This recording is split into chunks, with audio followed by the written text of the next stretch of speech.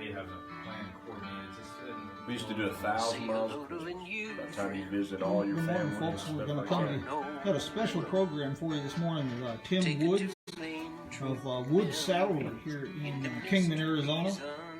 This is going to be really a lot of fun today. And then Steve Lesueur is here trying out some new equipment. Steve's with My Marketing Designs, and he's always bringing new and exciting things together for his clients, the latest technologies.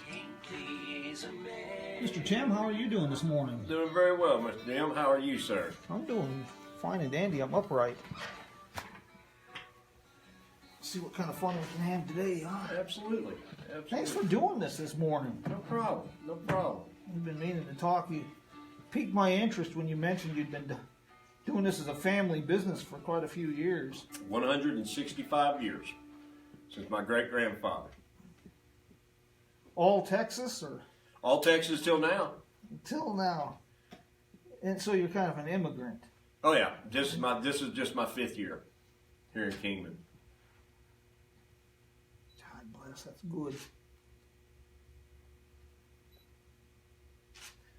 What are we working on this morning? What did I catch you in the middle of? Well, this is going to be something sort of challenging Mr. Greg Arnold, and we're going to take a couple pieces of leather like this, and we're going to tool it up more of a geometrical pattern.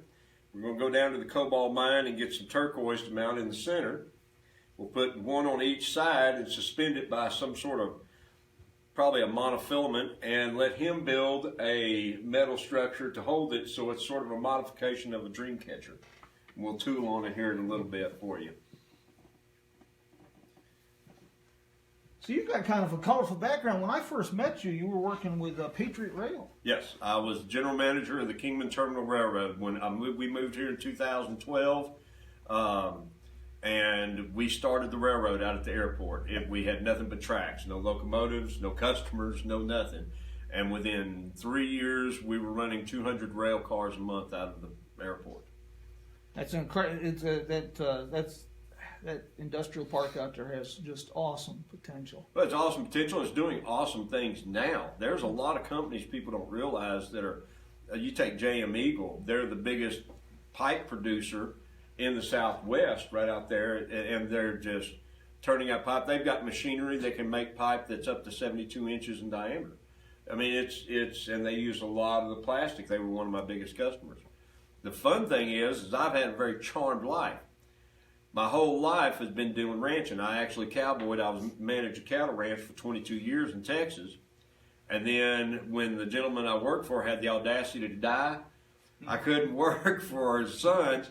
So I started railroading, started out as a brakeman, became a conductor, an engineer, and then a general manager. So I've got to do what every little boy wants to do. I've cowboyed my entire life. I've also been a railroad engineer driving locomotives. So that is the ultimate cool. I am truly blessed. That's a good life. And we were talking earlier about bull riding. You know, that's God's way of eliminating stupid people. And, you are correct. And you even survived that one. So. Yes, sir. I rodeoed from time Little Britches, mutton busting when I was a little kid, all the way up high school rodeo, college rodeo. A little of the professional rodeo. I just wasn't as good as I thought it was. But like I was telling you, the reason I rode saddle bronc and bareback bronc and did a little roping. But first time a very, very pretty girl in high school asked me if I rode bulls, I'm like, I do now. Had to borrow $50 in a bull rigging to go ride a bull. But that's pretty much why any boy climbs up on a 3,000-pound bull. I was never, real good at this because I wasn't raised around it, but I had a John Wayne period, and I worked ranches down in New Mexico and some here in Arizona. And I tried my hand at saddle bronc for a while, but I could never drink enough to do bull riding. That's pretty much it. It's an extreme sport. There's no doubt. And the kids now, of course, bulls are different than they were back then too. They were specially bred just for bucking. And the kids are just way more athletic than we were back here. I mean, on all the rough stock. And there's just no way I'd even try to compete now. It's just that tough. And they're very, very good. Very good. Well, rodeo itself is a different kind of sport, and it's changed a lot too. Mm-hmm. It's not just a working cowboy sport anymore, like the days with Chris Ledoux and some of the boys there. Yeah. But it's amazing some of the lifestyle. When I was doing this, I went to a 4th of July, and they had an old timers rodeo in Enid, Oklahoma. And they weren't doing the tough stuff. They weren't doing the bronc riding, the bull riding, but they were doing, the rest of the sports, the calf steer wrestling and roping. And the only qualification was 60 or older. Yep. And some of these boys out there were 80 years old. Still roping. Bent up like a pretzel, talking about how good the life had been to them. It is. It's a fun life. It is. You're in the wide open. You're always outside. It is a lifestyle that a lot of people don't understand anymore. I've seen men buy $500,000 worth of cattle on handshake, and they damn sure delivered. And growing up, my father owned livestock auctions, and so I dealt with cattlemen all over the state of Texas, Oklahoma, Louisiana, Arkansas, and that was the way it is. It was just, you didn't need bankers, you sure to hell didn't need lawyers, and you just lived up to your word, and it's a great way to live. It really, really is. Yeah, as an old boy told me, it's a good living if you don't plan on living long. That's it. And it's not for the meek. You're going to work. It is constant work. No vacations, nothing like that. The worst ones are dairy farmers. They never take a day off. They can't. And, you got to love it. And that's the thing. You love the land. You love the lifestyle. You love everything about it. And that's that's it. I mean, it is a lifestyle. Well, how, after all those years in Texas, how did you end up in Kingman? Well, like I said, came out here to build the railroad. We built it and things, and then I actually became a regional general manager. I had a railroad in Sacramento, California, and then ran the one here in Kingman as well. Did a little early retirement, and my wife and I talked about going back to Texas and coming to Kingman. We felt there was a lot more opportunity and growth potential here in Kingman. So we came back to Kingman, and we actually were in our RV. We had all 5 of us in our RV until we found what we wanted. We had plenty of time, and we opened up a saddle shop. I made a deal with a gentleman that owns this building, and just opened up, had one saddle. Actually used to have a couch over there so people could sit and visit. And just started growing, and it's been very, very well. We've got all the saddles in here you see are for sale up front here. And we've been selling some saddles. Actually sold a saddle to a couple out of Queensland, Australia. And we'll be shipping that saddle here pretty quick. Ranching, is kind of it's become like a lot of small family farms. It's kind of died out, but to what it was, years ago. But a lot of people don't realize how many people own horses in this country. When I was doing the due diligence for this saddle shop, Kingman, Golden Valley, Havasu, Bullhead City, all the surrounding, and there's over 20,000 head of horses in this part of the county. And that's not counting Far South County or Far East County. There is a lot of horses. People love the Western lifestyle. You can't hardly go on any trails in Golden Valley or north of Kingman or anything like that without seeing people on horseback. They're buying their places of 2, 5, 10 acres. They're building their stalls. They're getting their horses. It's just an absolute lifestyle. The difference between motorized sports, of course, when you're out riding on a horse and you're looking at all the amazing land that's around here, it's totally quiet. The only thing you hear is that horse breathing and the steps on the rock. That's it. I mean, there isn't much between you and the Lord when you're out there riding. I've always enjoyed doing that. That's something about being out. Absolutely. Open, breathing, free. And there's nothing like the feeling of being on a good horse. Nothing. It just makes you feel alive. It really, really does. You mentioned, your family, 165 years doing this. My wife's family, I'm kind of new to this. I'm originally from back east. We moved out here in the summer of '66. But my wife's family, every time, now the kids, the younger generation, the under 50 crowd, they've scattered to the cities and done things. But boy, I tell you, when we first got married, it was like a John Wayne film festival. my father-in-law was actually born in Tombstone. Oh, wow. And his grandfather was the sheriff out of Cochise County down there. And He's got some good stories. Six, 7 generations Arizona family. So, well, thing about Arizona, just like Texas, everybody came from someplace else. That's part of the huge migration from east to west. My family, has been in the saddle harness business for 165 years. This saddle right here, my grandfather made in 1905, right there in Gainesville. And my great-grandfather, they lived in what was then called the territories, Indian territories, which is Oklahoma. And the cholera broke out real bad, and they put my great-grandfather and his sister on a horse, and they swam the Red River into Gainesville, and the sheriff of Cook County raised them. And my great-grandfather went to work for Mr. Cheney right there in Gainesville. And the Cheney family, of course, married one of the daughters, so we became kin. And Bruce Cheney there in Gainesville still has a saddle shop, and his son and son-in-law are working the saddle shop in Gainesville. You leave it for a little bit, but even when I was ranching, I had a saddle shop right there at the ranch, and you just keep on doing it. Like I said, my grandfather made that saddle right there. I made it, but it was finished. When my father died, he had it on the shop floor, so I finished it up for him. So it's like a father-son project.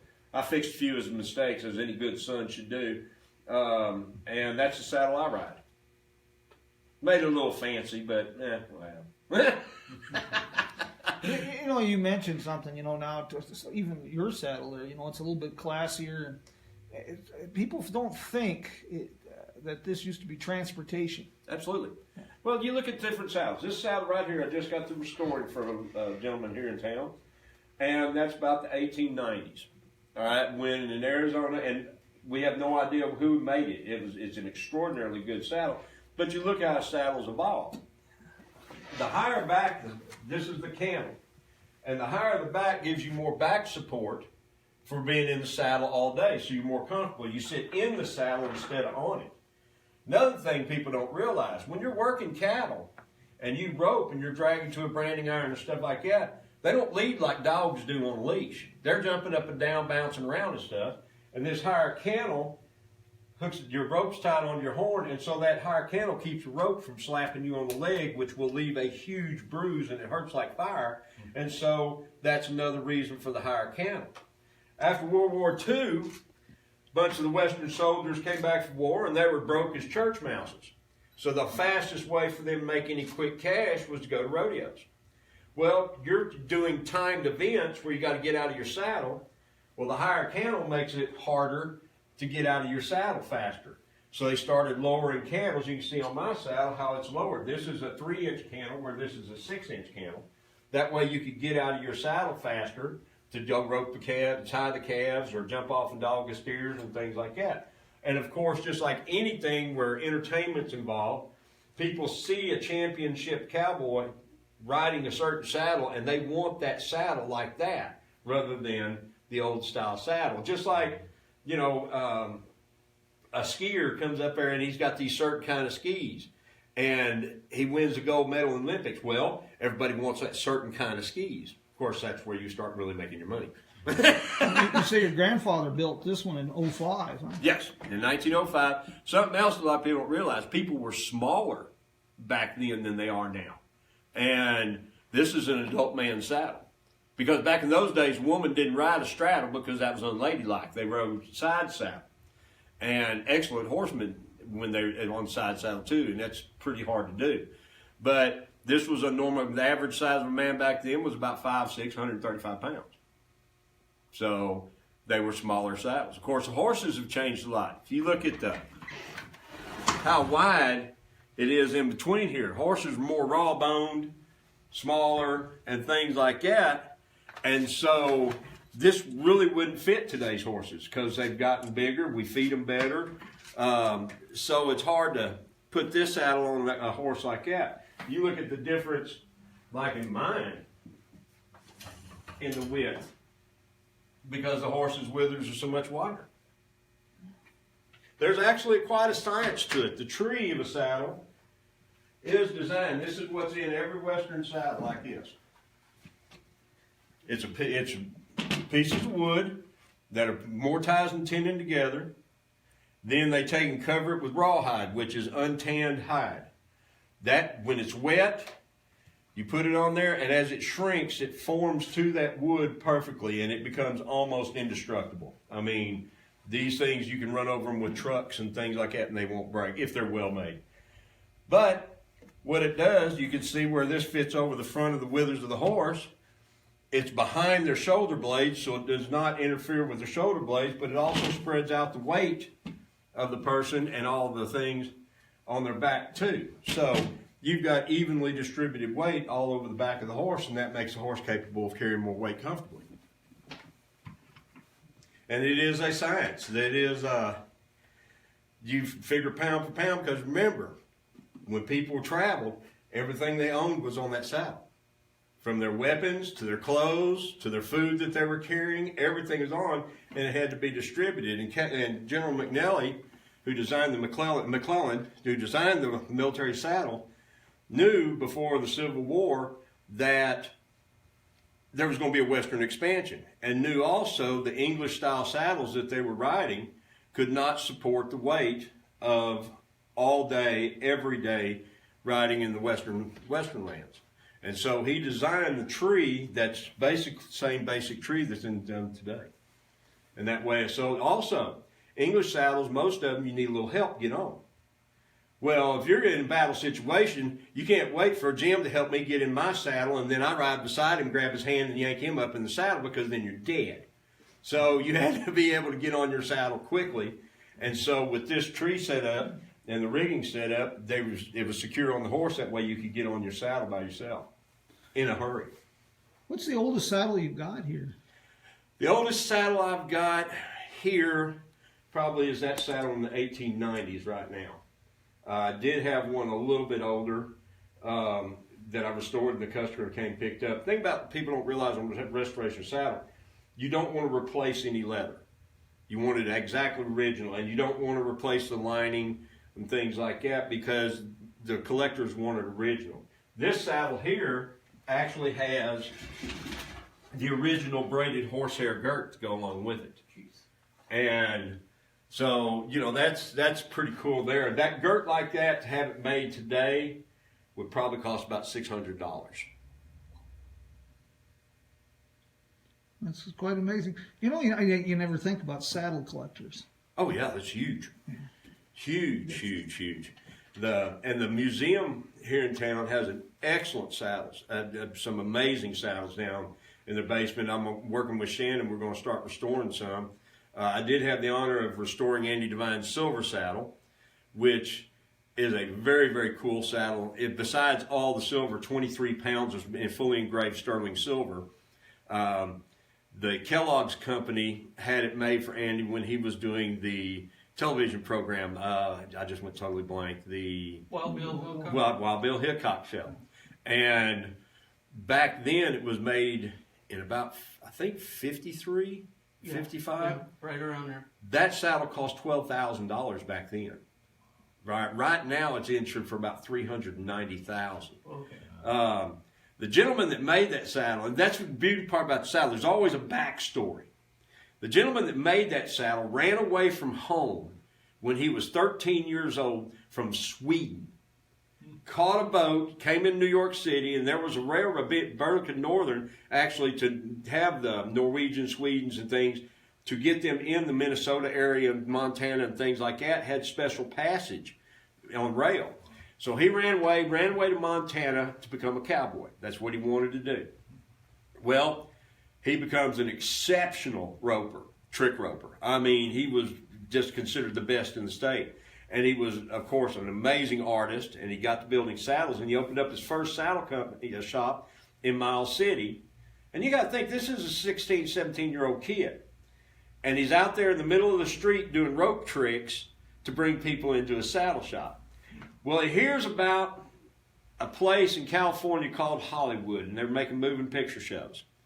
And he goes down there and he makes him a custom vest, custom boots, and a custom, they called them grips back then, suitcase. And he goes down there and ropes. He doesn't make it in the movies. Well, he goes down there and ropes. Well, he's fixing to go back to Miles City, and he's standing at the railroad depot, and Tom Mix drives up and buys his boots, vest, and his grip from him. So he's standing there with the paper sack and his stocking feet, fixing to head back home. Tom Mix comes around and says, listen, most kind of movies we're making right now is Westerns. He said, and I have a hard enough time keeping these stooges from falling out of their saddle, horses. He said, and there is no tack whatsoever, no saddles, nothing.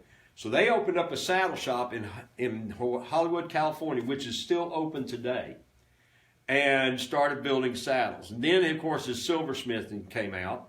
He actually made 9 sterling silver telephones for Mae West, for her, and he did all of Roy Rogers' saddles, Dale Evans' saddles. He did Clayton Moore, who was the Lone Ranger, did his saddles. He did Clayton Moore's car, which had a silver saddle in the center and gun belts on the back. He did John Wayne's gun belts, everything else of John Wayne's stuff. And he died at 102 in his saddle shop in Hollywood, California. So there's always a backstory somewhere that's absolutely cool. They said that he looked like a cowboy. He rode like a cowboy. He roped better than most cowboys, but when he opened his mouth, you knew he was a Swede. But that was the West back then. People came from everywhere. That's what makes it so cool. I noticed your workbench here. Yes. God bless us. Like your oak toolbox there. That was my father-in-law's. He was a master machinist, and this is a Gershner. One of the best toolboxes was, and when he passed, he gave it to me before he passed. He was quite a fella himself. Then that one's just a nice little wood chest I picked up. But the round knife, which you use to cut your leather, that was my dad's. And then a saddler's hammer, like this one right here, this was my grandfather's. And that's what you can reach in and either pull tacks, or you can reach in to do your nails in hard to reach places and things like that. Then to smooth leather, or to thin it down a little bit, you have what's called a French shoe hammer. And it's got a perfectly smooth head on it. And things. And then you get different hammers. This mallet here was actually made by the gentleman that made that little Christmas tree in the window. He did this out of cat claw. And it's a good little mallet to do stuff. It's got a perfect weight to it and things like that. And it was made right here in Kingman. Do you use the same seal that you're... No, what I use, let's see if I got something with it on it.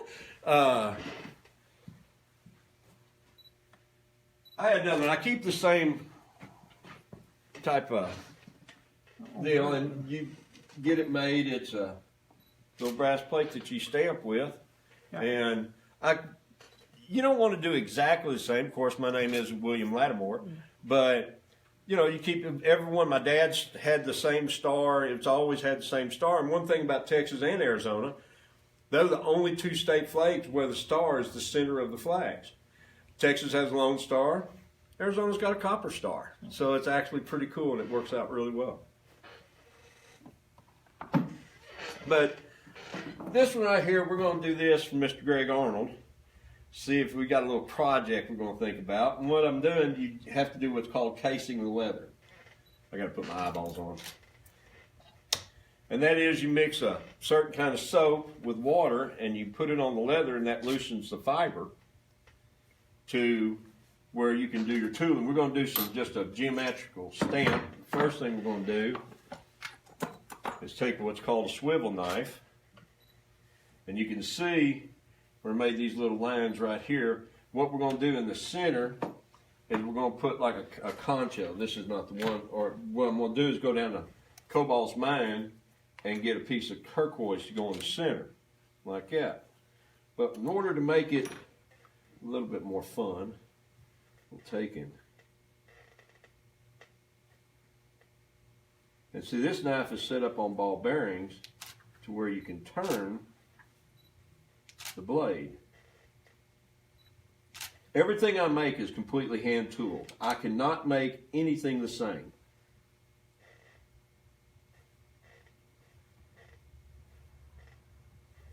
And then we'll just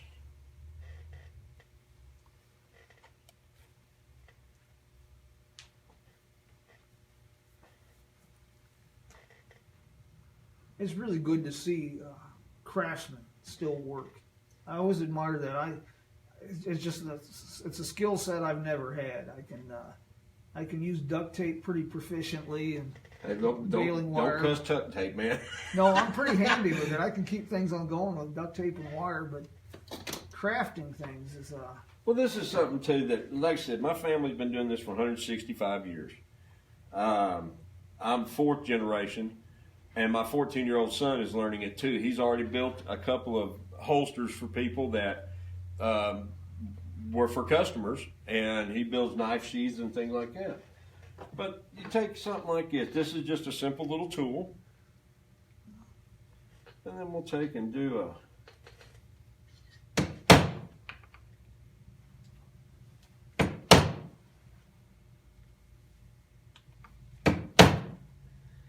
Like I said, don't measure really, because we want that to be unique. We don't want it to be made in China, stamped in one giant stamp. We want it to be totally unique.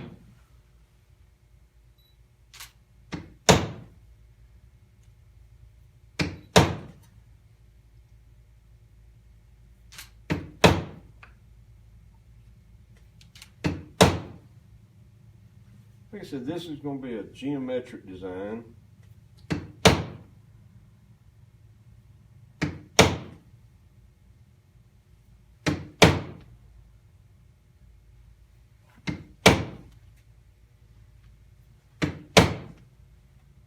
And the reason you case your leather is because this will.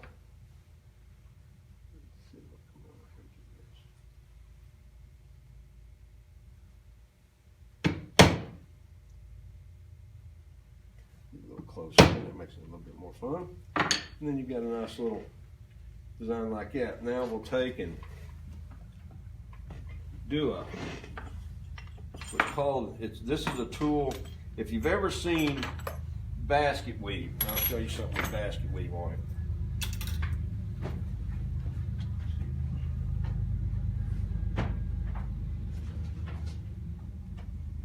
This is basket weave.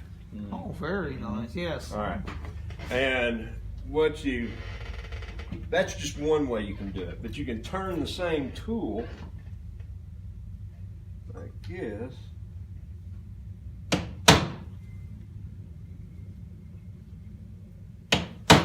And go all the way around, and it just adds another little geometric.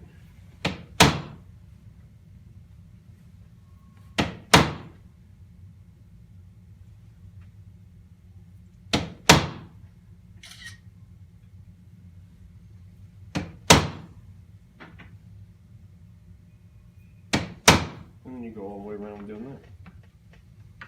And then you'll do some other frills and dressings on there. Like I said, I'm going to do this up and do another one to go on the other side. And then I'm going to take some monofilament and have it where it's like top and bottom. And then see if Mr. Arnold can make something that it can spin in or something like that with a piece of turquoise from the mine. And it's a lot of fun.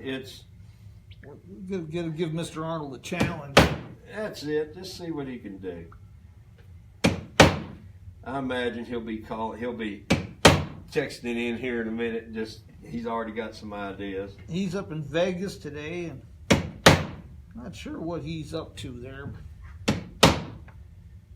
Well, he's been in the shop. In fact, I hope he's sporting around one of my wood saddlery hats that he got. That's right.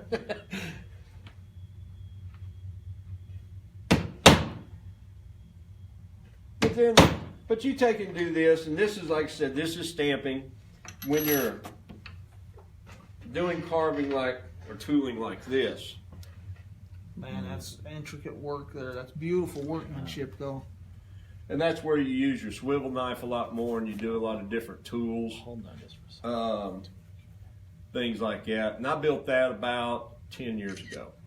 Just as Yeah, look at that thing. That's just amazing workmanship right there. like I said, it's just something that, and everything's different. That's one thing you gotta emphasize. I couldn't do this exactly the same on anything. everything is unique as the individual that orders it or buys it or things like that. It might look the same. You might be able to, get close, but I can't control how much depth I get. It depends on the leather too, because each cow is an individual and where the hide comes from, and so everything's different. A cow hide, when you get it, it'll have blemishes. It comes from different bug bites, brands, things like that on the side, and it is just, you never know. And there's several different kinds of leather too. A lot of people don't know Napa, California was famous 100 years before they ever planted the first grapevine. Napa Valley, California had at one time 9 tanneries going.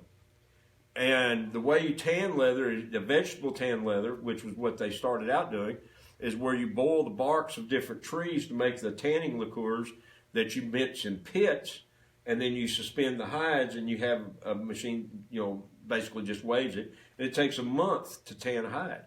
Well, Napa used a combination of different tree barks that made the leather some of the softest leather in the world at the time, and it was being shipped all over the world back in the 1840s.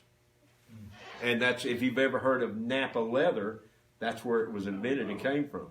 Not to be confused with Corinthian leather, huh? Corinthian leather's Italian. They use a different thing. The leather I use nothing but 100% American leather. And my 2 tanneries that I get from are Herman Oak out of St. Louis, Missouri. They've been tanning for about 180 years. And Wickett and Craig, which comes out of Pennsylvania. Of course, Herman Oak uses more oak tannins to tan their hides. Wickett and Craig use a lot more hemlock and other native trees in that area to make the liqueurs. Vegetable tan leather is the only leather you can tool. It's the only one that absorbs enough moisture, and I put a special soap in there too to make it easier to tool and get more depth. But 90% of the leather that you buy in boots, furniture, things like that, is what's called chromium tan leather. In the 1850s, they learned that chromium salts could tan a hide in 24 hours. All right, so of course that's more efficient and things like that. And so the biggest tannery in the United States is Maine. Apparently they have a lot of chromium salts up there, and that's where most of the leather gets tanned in the United States. When you go to restore a saddle, how do you, obviously you don't want to go splicing new leather into this. No. It's just not going to work. But how do you, do you restore the flexibility of the leather Absolutely. as well? Yeah. That's the main thing. And around here, it's very different. That's the most difficult thing because of our dry humidity, no humidity, extreme dry weather and things. Leather will dry out. It is a natural product. It is the hide of an animal. Because you can get leather at all different kinds. Bringing back the supple. This saddle here, when I first got it, you could not do this. It would break. And we use, of course, water. Main thing is to get the moisture back in as fast as you can. And so you use purified water in there to bring back the fibers. Then you start putting, I use only 2 different kinds of products for that. And that's pure neatsfoot oil. And I make much my grandfather's recipe. We call it saddle grease. And we make it up. It's 100% natural. It has beeswax. And so when you apply it and let the leather sit and start absorbing it, the beeswax, all the other oils soak into the leather, but then the beeswax puts a coating on the outside which seals the leather, helps hold that moisture into the leather, makes it waterproof, things like that. But wax, if you put it on your boots, it's great. It waterproof the fire in your boots, but as soon as you move, the wax cracks. And so that'll let moisture in. But you have to do that. That's the main thing about restoration, is getting the leather back to a supple quality. You could not do this at all. It'd break right in half. But when we did Andy Devine's saddle, they did what a lot of people do. They used a petroleum-based product on it. Petroleum breaks down leather fibers, and that's what makes the leather not last as long as it does. And it also leaves a lot of residue. I had to take in all the tooling, take a toothpick and a toothbrush and clean out all the tooling from all the buildup of different products they'd used to clean the saddle over the years. It took 3 weeks. And that's not counting polishing the silver. I always felt sorry for the horse that carried that saddle with Andy Devine in it. Andy Devine never rode much. You know, he wasn't. When he got that saddle and thing, that was just a parade saddle. In other words, he rode the length of the parade and took breaks in between. He was not, in his younger days, I'm sure he's quite the horseman. As he got larger, then it was just a show thing, mainly to.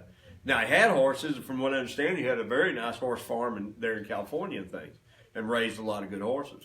But he was beyond the age of getting out there roping and breaking them, riding them, and things like that. But he was a large man, and it took a big horse to carry him. Yeah, like I say, I always felt sorry for the ponies because he was a big fella, and that saddle is not. What does that saddle weigh by chance? That saddle, I actually weighed it. It weighs about 48 pounds, and 23 pounds of it is silver. But it is an 18-inch, and the way you measure a saddle seat on Western, you measure from right here to right here. This is a 13-inch. Mine's a 15-inch. All right, his is an 18-inch. So you figure, using this saddle as an example, that you can see is 13 inches. That's how much bigger the seat is on his saddle. Now, when you do that, you have to extend the bars and things like that. So it's a big saddle, a very big saddle. It's not as heavy as I thought it was, then. It looks heavier. It looks heavy. The Tapaderos actually put a lot. I didn't weigh it with Tapaderos on. Tapaderos are very heavy too, because they have a lot of silver and things like that. But like I said, that wasn't an all-day riding saddle. That was ceremonial. Very ceremonial, very ceremonial. But it's an extremely well-built saddle. Like I told you the story about the gentleman that made the saddle. He made excellent saddles. You know, stories like that aren't told often enough. No. About that saddle maker. So many of those people have slipped through the cracks. Well, it's just, you know, the United States is a country of ordinary people doing extraordinary things. And it's not that they are looking to be famous or stuff like that. They just have the liberty to be the best they can be on anything. And that's what makes it different from any place else in the world. Well, that's one reason I started doing these programs, is because so many people have fallen through the cracks. I like to show off the craftsmen, the artisans that are still keeping the traditions alive, that are doing things. It's a lot of fun. And, of course, you meet some great people. This town is full of colorful and some characters. And that's what makes it interesting. We used to call them dry roasted nuts, but that's another story. Oh, back home they'd say, yeah, he's a little touched in the head, and things like that. And then there were some of them we just absolutely called screwballs. You know, they were just way out there and stuff. But this town has got everything, and that's the beauty part about it. I mean, you were able to meet somebody, talk to somebody at the store that's from Boston, just moved here from Boston, Canada, and of course the South, and all through the Midwest and things like that. And they all come into Kingman. They love the weather. They love all the different things around here. It's quite a diversity. It's a lot of fun. And just listening to their stories is a lot of fun. And the Route 66 element adds some real interesting touches to the people. Oh, absolutely. That you're flying through here. We had one gentleman that came through recently, 79 years old, and he just decided he wanted to walk Route 66 from Chicago to California. Wow, that's neat. And we had another fellow, Rashid Huda, last year that did that, and started out in July, finished it up in January, and you just meet the most interesting people. And I've had people that come in, of course, they're here for the Route 66, to be on Route 66, which is just ultimately so cool. And they walk in because they've never seen a saddle shop. I've had people from Sweden, I've had people from Austria, France, Belgium, Italy, UK, Australia. Like I mentioned earlier, sold a lady and a gentleman a saddle that I'm going to be shipping to Australia. You just see them from everywhere, and it's fun. They come in, I let them sit on the saddles, do what they want to, take pictures of themselves on the saddles and things like that. It's just a lot of fun. I mean, you meet some great people. And it's just the Route 66, listening to them talk about Route 66, the capability of going almost 2,000 miles without having to show any papers, a passport, anything else, which you can't do in Europe. You've been to Europe. I've been to Europe. I mean, you carry your passport like you carry your driver's license. And so it's pretty neat. It is very, very neat. And here they come into Kingman to ride to get on the longest stretch of Route 66. And when we moved here in 2012, it's grown since then. One of the first things we did when we moved in this area was go to Grand Canyon Caverns, which was awesome. I mean, my kids loved it. And they do have good food. Well, he's changed that a bit. Now he's got a little restaurant down in the caverns. They had the hotel room down there when I first went in there. Now he's got a little lunchroom down there. We go. In the caverns. And he's got a lady that comes in 3-4 times a week and makes pies now. That's just extraordinary. I'm sorry, that pies and ice cream are my weakness. Ice cream is one of those things the doctor says, Tim, you shouldn't eat that much ice cream. And I'm like, no. Come up, use your brain, think of something else, because I'm not going to stop eating my ice cream. That's just not going to happen. That's... speaking of this, we touched on this before with the caverns, something we should discuss sometime. John's redone the entire rodeo grounds up there, the bleachers, the grandstands, everything's all done. And he's looking to do events and things up there. And so I tell you what, the amount of people that have horses that are doing events, competing, is tremendous. I mean, that is, and not just Western. We're talking about English, dressage, hunter jumper is growing by leaps and bounds. There are breeds, I've been in the horse business my entire life, and there are breeds that when I moved here and opened the saddle shop that I had never heard of.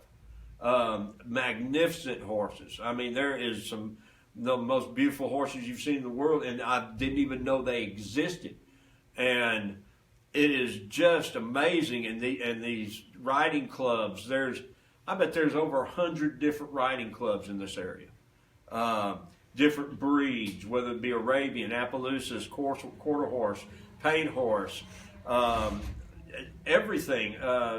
The Normans, the Gypsies.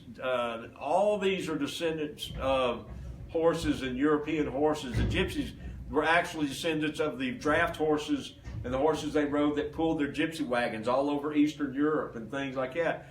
And they've got a feathered out leg like Clydesdales, but they're only about this tall, and they're very athletic. They're just beautiful. Well, Tim, God bless. Thank you for doing this morning, taking time, and thanks for the coffee. But this has been good. This is why I do this. Is people need to be aware of some of the things we have here in Kingman and the great craftsmen and artisans that we have here. Thank you, Jim. Appreciate it. There is one saddle I'd like you to look at before we leave. It's right over here. This is an Arizona-made saddle, made by Porter Saddle Company in Phoenix, Arizona. This saddle actually stayed in a lady's living room from the early 70s. Mr. Porter moved from his saddle shop in Abilene, Texas, burnt down, and he moved to Phoenix in the 1880s. And he was considered the best saddle maker in the United States. And he had some of the best saddle makers in the United States working for him. And they closed down in 1967, I believe. I might be wrong. But they made some of the best saddles. And you talk to the old-timers, ranchers, and things like that around here, you didn't have a saddle unless you had a Porter. They were indestructible. The craftsmanship is just amazing. This saddle was probably built in the late 40s. Very, very good. And, of course, we couldn't finish up this morning without showing off your Christmas tree, huh? Well, Tim, that is a one-of-a-kind. It is one of a kind. There's no one. My wife has been looking. There's not a Christmas tree made out of saddles anywhere in the United States. And it took 7 saddles to build it.